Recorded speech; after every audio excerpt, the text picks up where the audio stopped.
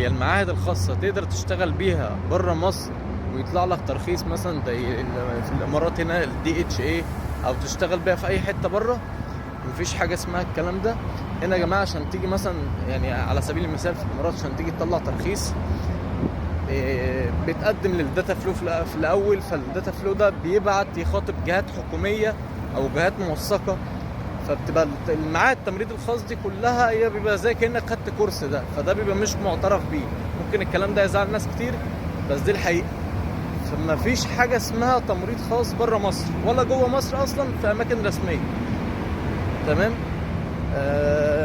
الحاجة الوحيدة الناس اللي بتطلع تشتغل بيبقى اما معهد تمريض حكومي، سواء معهد فني صحي او معهد فني تمريض، والناس طبعا البكالوريوس.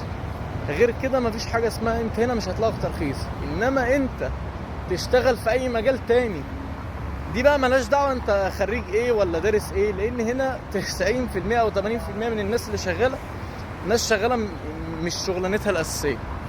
يعني كله شغال سيلز، شغال مثلا سواقين، شغالين في العقارات، محدش شغال بشغلانته يعني، فدي ملهاش دعوة بدي.